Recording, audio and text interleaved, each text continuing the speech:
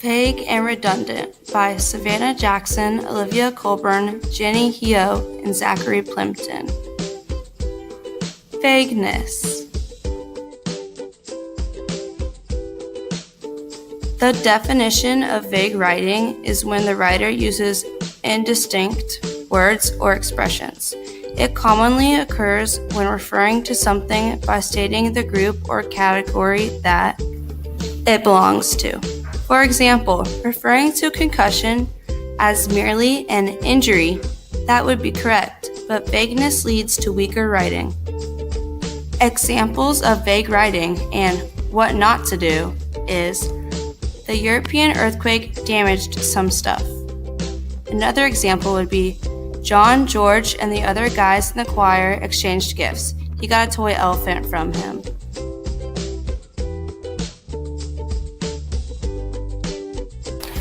To stop writing vague sentences, replace pronouns with actual names.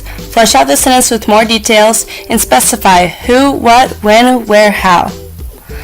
Examples of unvague sentences would be, the earthquake in Cannes, France caused €4 million in property damages. Another example would be, John, George, and the other guys in the choir exchanged gifts. John received a toy elephant from George. Next is redundancy.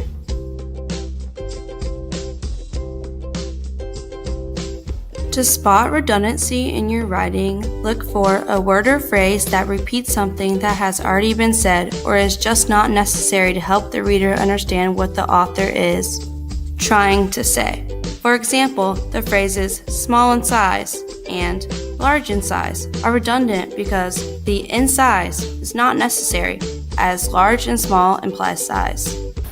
Examples of redundancy are as follows. The king was magnanimous in his donations to the peasants. The magnanimous leader was well loved by his people. His subjects were all grateful to have a magnanimous man as king instead of an unkind tyrant or dictator.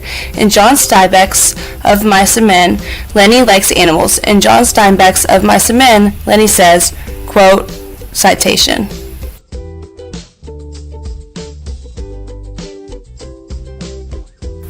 To stop writing redundant sentences, you should try not repeat the same words. Replace redundant words with synonyms or proper nouns. Also, make sure to read over your sentences or paragraphs to check for redundant words you may be repeating. Examples of unredundant sentences would be, in John Steinbeck's Of Mice and Men, Lenny likes furry animals such as mice and dogs. This is illustrated in the novel when Lenny says, quotation, citation. The king was magnanimous in his donations to the peasants. His subjects were grateful for his kind rule.